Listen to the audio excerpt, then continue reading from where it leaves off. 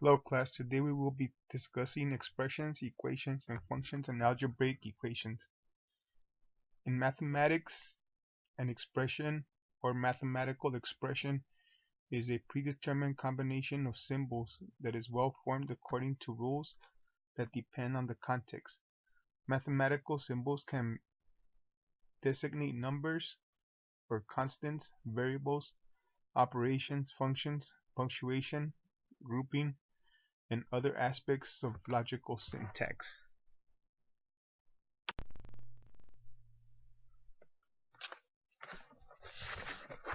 Hello class, today we will be discussing expressions, equations, and functions in algebraic equations. In mathematics, an expression or mathematical expression is a predetermined combination of symbols that is well formed according to the rules that depend on the context. Mathematical symbols can designate numbers, constants, variables, operations, functions, punctuation, grouping, and other aspects of logical syntax. A variable, on the other hand, is a symbol given to a number that is not known yet and is usually classified, or should I say represented, by a letter like x and y. Sometimes a variable will be an assigned number, and other times you will have to solve for that unknown number.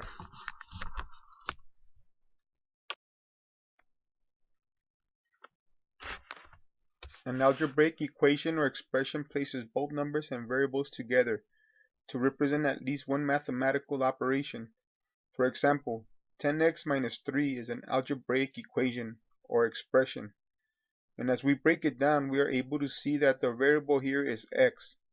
Like we discussed earlier, we do not know what x is, but we can solve to find out what x is, or that value can also be given to us.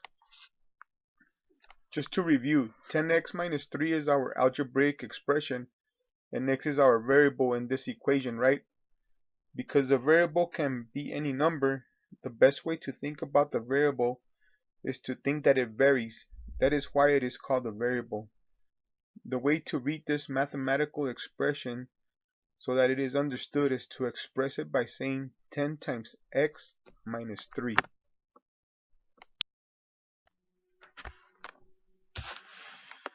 Here are some examples of algebraic equations and some operations that you will see in some of the operations on algebraic expressions.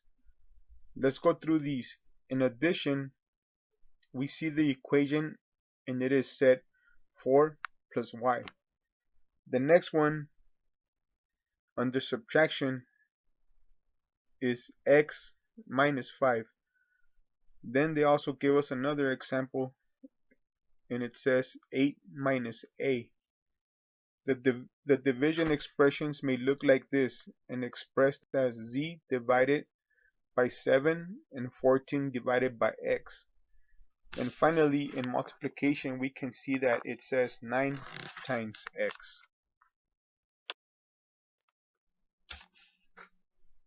Now we will take a look at how to evaluate an algebraic equation. When the value of the variable is given to us, for an algebraic equation, you have to substitute each variable with a number and perform the operations. In our example, we had 10x minus 3, which we determined was 10 times x minus 3. So if x equals 5, what is the answer? We proceed with the equation and we plug in the number 5 as our variable to replace x. So now the equation will read 10 times 5 minus 3, which will lead to the next step, which is simply to follow the order of operation. 10 times 5 equals 50, and 50 minus 3 equals 47, which is your final answer.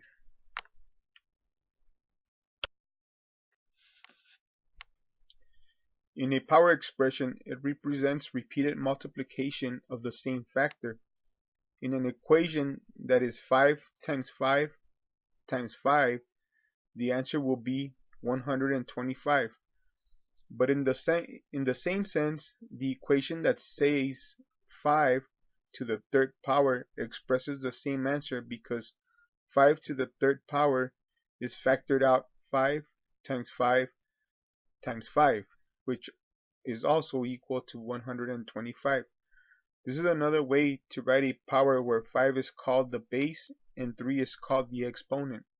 The exponent corresponds to the number of times the base is used as a factor.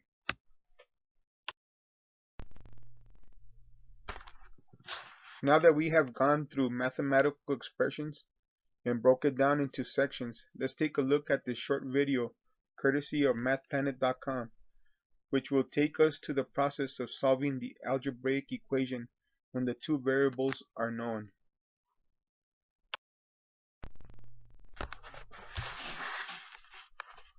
There is an aspect of solving algebraic equations or expressions that you must understand, and that is the order of operations, which tells you in which order you can solve the equation correctly.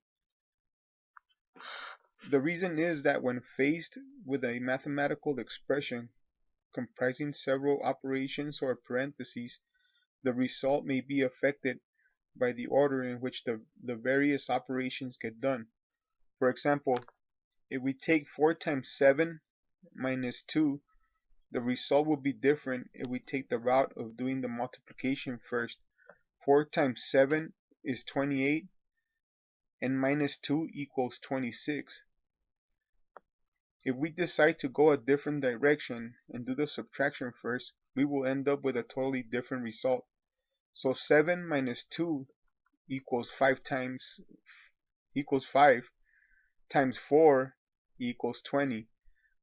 This is why we always have to follow the order of operation to come to the same result and to the correct answer. As we see, we looked at the first equation and we came up with 26, and when we went and subtracted first, our final answer was 20.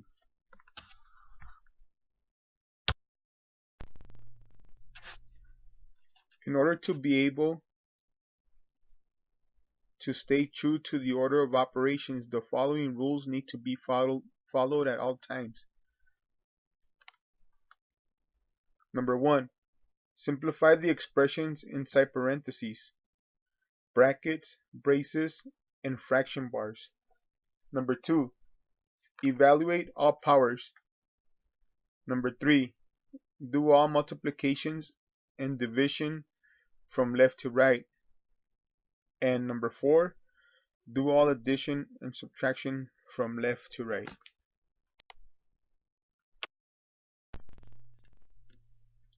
Let's take a look at this real-world example, and if we were to ask ourselves how many hours a person works over 2 days, if they work 4 hours before lunch and 3 hours after lunch, we first would work out how many hours the person works each day. So first of all, we take 4 hours plus 3 hours, and that gives us 7 hours, because we said that they work 4 hours before lunch and 3 hours after lunch. So then we take that and then we multiply that with the numbers of working days. So that would give us 7 hours times 2 days equals 14 hours. Now let's put this result into an algebraic expression. We will need to use parentheses in order to calculate the addition first, because that was our first step. Correct? So we put 4 plus 3 in parentheses times 2, which equals 14.